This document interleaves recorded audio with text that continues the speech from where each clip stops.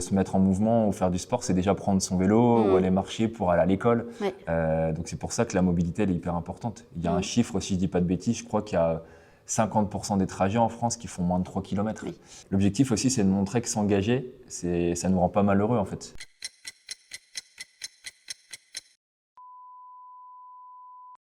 Bienvenue dans 10 minutes de Prève, les capsules qui vous invitent à mieux comprendre pour mieux agir. En 10 minutes, nous explorons les liens entre notre santé et notre environnement. Santé, environnement et vous. 10, c'est le nombre de défis qu'Univers Sport s'est lancé pour sensibiliser aux enjeux environnementaux. Parce que l'activité physique, au-delà de ses bienfaits pour notre santé, est un formidable levier pour mobilisés autour de ces enjeux. Nous accueillons Nicolas Van Den Elsken, cofondateur d'Univers Sport. Il met son énergie et sa passion au service de notre planète. Nous sommes d'autant plus ravis que Nicolas a accepté d'être le parrain des Printemps de la Prève.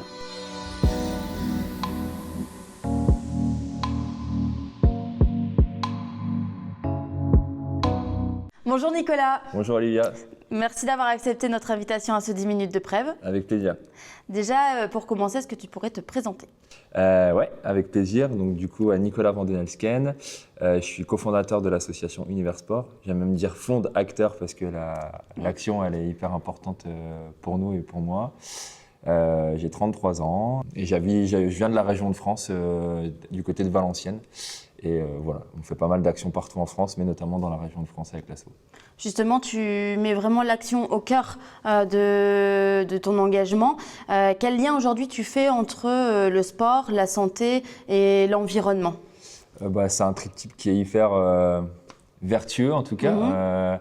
Il y a des vrais sujets de mise en mouvement là. Il y a de plus en plus de sédentarité malheureusement chez les jeunes. Il y a des gros problèmes aussi sur les enjeux environnementaux. Donc nous, notre but avec l'asso, c'est d'essayer de faire ce lien justement entre l'activité, enfin sport, activité physique, la santé et la santé au sens large. C'est pour ça qu'on parle beaucoup d'une seule santé, parce que la santé au sens large, c'est notre santé et la santé de la planète. Ok, justement, ça me permet de faire le lien et de rebondir sur une seule santé, le concept One Health. Est-ce que toi, tu peux nous en dire un peu plus sur ce concept et comment tu l'utilises aujourd'hui ? Ouais, complètement. En fait, avec l'asso, depuis 4 ans, on parle de sport, santé, planète, mais on n'avait jamais fait le lien avec ce concept-là, qu'on développe pas mal depuis 1 an de ce fait. Et en fait, ce concept-là, c'est assez simple, entre guillemets, mais en gros, il y a de plus en plus de maladies infectieuses, etc., qui naissent. Mais ça, c'est dû justement aussi à notre activité humaine, à la pollution, à ce qu'on mange, etc. Et donc, du coup, c'est hyper important pour nous de le vulgariser. Parce qu'on sait que sur les enjeux environnementaux, les gens se bougent, mais peut-être pas encore assez. Mais si égoïstement, on pense aussi à l'impact que ça a sur notre santé, le fait qu'il y ait de plus en plus de cancers, etc., on se dit que les gens, égoïstement, vont peut-être un peu plus se bouger. Donc, ce triptyque-là, c'est vraiment partir du concept que, en gros, l'être humain, il est dans un écosystème qui est celui avec les animaux, celui avec, du coup, son écosystème, la biodiversité, etc., et qu'en gros, sans tout ça, l'humain, il est rien. Oui. Et donc, automatiquement, il a une influence. Mais tout comme les animaux, ils ont des influences sur nous, tout comme le climat, la biodiversité a des influences sur nous. Et donc, comment on arrive à faire le lien entre ces trois triptyques, ouais. Ok, c'est comme ça qu'on va parler justement de réchauffement climatique, le réchauffement climatique qui va amener justement de nouvelles maladies ou réémerger des nouvelles maladies infectieuses, et donc ça va avoir un impact sur notre santé humaine, et chaque action qu'on réalise aujourd'hui malheureusement va profiter au réchauffement climatique. Ouais, c'est un peu, en fait, au final c'est un peu le serpent qui se mord la queue, C'est qu'en gros nous, en fait, on n'a pas qu'un impact sur le climat dont on parle beaucoup actuellement, et tant mieux, mais on a aussi un impact en fait sur notre propre santé, dans ce qu'on mange, dans ce qu'on respire, les microparticules. Voilà. Après, on parle aussi de développement d'autres bactéries. Typiquement, on parle de plus en plus aussi de la maladie de Lyme avec les tiques. Ça vient de... il y a de plus en plus de tiques parce qu'avec le réchauffement climatique, il fait plus chaud, plus humide, et donc ça donne des proliférations d'autres bactéries, d'autres insectes. Et tout ça, c'est hyper lié, quoi. Donc ouais, je pense qu'il faut bien en avoir conscience, et je pense que peu de monde arrive encore à faire ce lien-là. Et c'est pour ça que le vulgariser, c'est hyper important. Ouais. D'accord. Et justement, si on vulgarise le concept une seule santé, One Health, toi, à travers de ton association, et c'est ce que je disais dans l'introduction, 10 défis pour la planète au travers d'Univers Sport, est-ce que tu peux nous en dire un peu plus sur ces 10 défis ? Ouais, bah, on en a fait pas mal. Je pense qu'au final, on en a même fait plus que 10. Mais oui, c'est clair que l'asso elle existe depuis 2021. Et nous, on a plusieurs défis. Avec l'asso, on intervient à la fois dans les collectivités, dans les écoles, et on fait aussi des aventures. Donc là, les aventures, on peut dire que c'est encore plus des défis que le reste. Mais voilà, depuis 2021, l'association elle a porté 7 aventures engagées. Moi, j'ai pu en faire 4. Et l'idée, là, c'est vraiment de faire une aventure qui a du sens, quoi. Et donc, comment, à travers une thématique, on arrive à aller en France, etc., pour aller dans les écoles, pour aller rencontrer des élus, les interroger ou alors les sensibiliser. Et donc, c'est pour ça qu'avec l'asso, on travaille beaucoup sur ça. Donc là, on est en train de travailler sur un film sur les 110 marathons en 110 jours que j'ai fait en 2022, justement pour vulgariser ce concept-là spécifiquement. Parce que sur ces 110 marathons, pour donner des exemples, quand j'intervenais dans les écoles, c'était pas juste faire du descendant et se faire de la sensibilisation aux enjeux environnementaux, c'était de mettre en mouvement aussi les jeunes. Oui. Donc à travers des relais où ils couraient, où on leur posait des questions. Donc c'est vraiment mêler cette activité physique et la sensibilisation. Donc faire ce lien entre santé et moi et santé de la planète. Oui. Donc ce film-là, il va être hyper important pour l'asso parce qu'il va nous permettre de vulgariser encore plus tout ça à travers des interviews avec des médecins, etc. Et puis de façon générale, on fait aussi des sensibilisations sur l'alimentation. Vu le nombre de sucres qu'il y a actuellement aussi dans toute la nourriture industrielle. Sur le gaspillage alimentaire, sur la mobilité. La mobilité, en fait, c'est hyper important parce que au-delà de, je pense qu'aussi on essaye de, le mot sport, il peut faire peur des fois. Oui. C'est pour ça qu'on parle aussi d'activité physique, parce que le mot sport, il y a des gens qui pensent tout de suite à la compétition, alors que se mettre en mouvement ou faire du sport, c'est déjà prendre son vélo ou aller marcher pour aller à l'école. Oui. Donc c'est pour ça que la mobilité, elle est hyper importante. Il y a un chiffre, si je dis pas de bêtises, je crois qu'il y a 50% des trajets en France qui font moins de 3 km. Oui. Et donc, déjà, rien que ce chiffre-là, parce que la mobilité, en termes de pollution, c'est ce qui est le plus important, je pense, en France.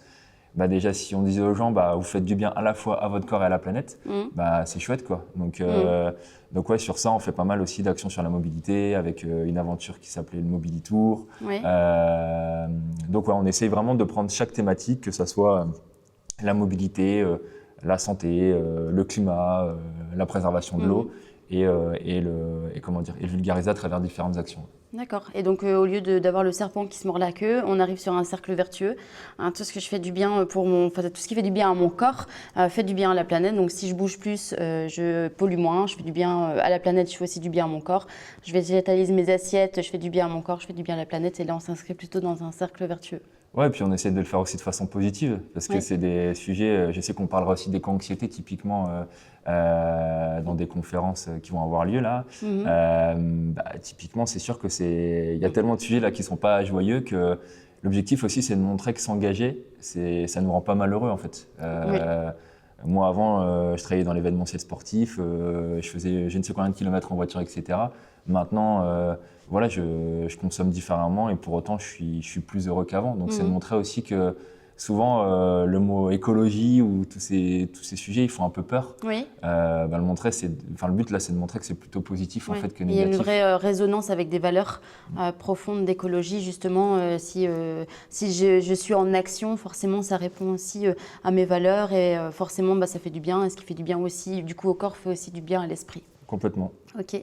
On voit au travers de ton parcours que tu utilises vraiment le sport comme un outil pour sensibiliser et pas le contraire en fait. Tu n'utilises pas la sensibilisation ou les enjeux environnementaux pour parler de ton sport. C'est vraiment le contraire. Tu utilises le sport pour faire parler de ce sujet pour le grand public, mais aussi pour les pouvoirs publics. Et on parlait justement d'urbanisme vert, etc. Est-ce que tu ressens aujourd'hui que tes actions ont un impact? Ça fait parler au niveau des pouvoirs publics, des élus locaux Ouais, en fait, nous, on a un vrai enjeu aussi avec l'association. Au bout de 4 ans d'existence, à vouloir faire aussi plein de trucs en France, on s'est rendu compte aussi que c'était beaucoup les collectivités locales qui faisaient bouger les choses et surtout de montrer les solutions aux gens. Donc ça, nous, c'est nos rôles avec l'association, c'est comment on arrive à créer du lien. Je pense que les collectivités, avec tout ce qu'elles ont à faire et puis des fois avec la lourdeur administrative, etc., elles ont du mal à faire de la gestion de projet et à montrer et à montrer toutes les solutions qu'on peut avoir en local. Donc ça, c'est un de nos objectifs avec l'asso quand on accompagne les collectivités. En effet, c'est de dire, OK, vous avez un événement sur le sport, vous avez un événement sur la culture, profitons-en pour montrer les acteurs locaux et les acteurs qui permettent d'amener vers la transition. Et pas juste faire un événement spécifique sur les enjeux environnementaux, parce que sinon, on n'a que des convaincus qui vont venir. Donc c'est comment rendre visible un peu l'invisible. Et pas rester dans l'entre-soi. Exactement. Ouais, Et donc, on sent quand même que les collectivités, en tout cas, elles nous écoutent de plus en plus. Elles écoutent de plus en plus cette tangente-là. Après, ça va certainement pas assez vite, mais c'est en train de bouger. Et c'est vrai qu'à travers différentes actions, moi, j'ai eu la chance pendant les 110 marathons de rencontrer la ministre des Sports. Et donc, après, ça nous pousse aussi à faire du lobbying et surtout de faire le lien. En fait, je pense que le meilleur médicament aussi, c'est le fait de se bouger. Oui, c'est clair. Et donc, je pense que ça aussi, les collectivités et tous les pouvoirs publics, il faut qu'ils prennent conscience aussi que le sport, ça, c'est un vrai sujet. Par exemple, là, le budget du sport, il a été baissé là, en 2025. Mais en fait, c'est parce qu'il faut voir sur du long terme.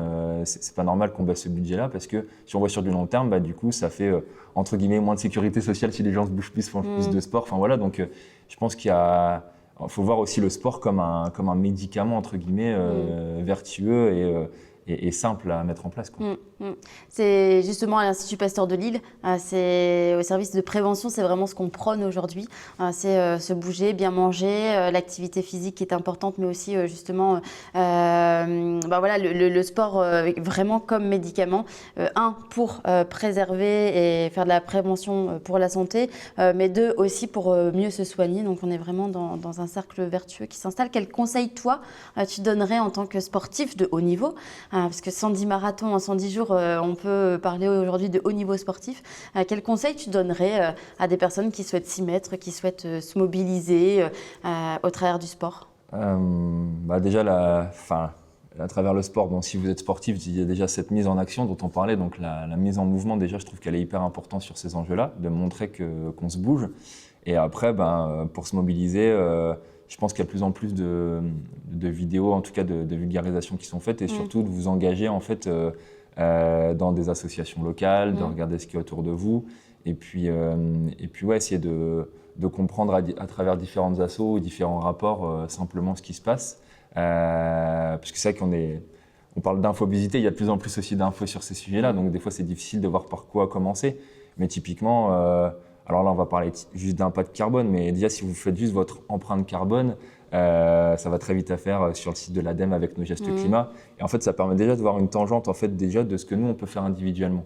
Et après, globalement, vous pouvez le voir aussi pour votre structure, mais déjà ça, individuellement, ça nous permet de voir et de voir sur quoi on peut s'engager. Et après, le lier par rapport à tout. Donc, mais c'est sûr que le sport, je trouve que c'est hyper vertueux. Et puis, il y a aussi toutes ces valeurs d'équipe, d'entraide. Donc voilà, des fois on peut faire son sport individuellement, mais on peut aussi le faire collectivement. Donc ouais, surtout n'hésitez pas. En fait, faut pas avoir peur et surtout faut pas avoir peur d'être parfait. Personne n'est parfait, donc on peut pas tout changer du jour au lendemain sur ce sujet-là. Pas chercher la perfection. C'est ça. Et, déjà commencer. C'est ça. Déjà faire un premier pas, c'est important. Ok, d'accord. On est ravis de t'avoir avec nous pour les Printemps de la Prève, que tu aies accepté d'être le parrain de l'événement. Ça a beaucoup de sens pour nous, ça répond vraiment à nos valeurs. Est-ce que tu peux nous dire deux mots, toi, sur ce que tu en penses d'avoir accepté? Écoute, moi je suis hyper honoré. Avec l'association, depuis 4 ans, on travaille sur tout ça. Donc on cherchait en plus un acteur hyper engagé sur ces enjeux de santé. Et là, du coup, ça tombe hyper bien. Donc non, merci à vous pour la sollicitation. Et je trouve que c'est chouette parce que ça va permettre, au-delà de ce rôle-là de parrain, ça va amener d'autres choses. Et en fait, c'est notre but. Et je pense qu'à travers la région de France, à travers la France en règle générale, ça peut porter plein de sujets. Donc merci à vous pour ça, et hyper fier. Et puis hyper fier de voir ce qui va se passer pendant 3 mois. C'est clair, c'est une belle collaboration qui commence. Merci beaucoup, merci Nicolas. Merci à toi et vive le sport, vive la planète. Et vive les Printemps de la Prève. C'est exactement.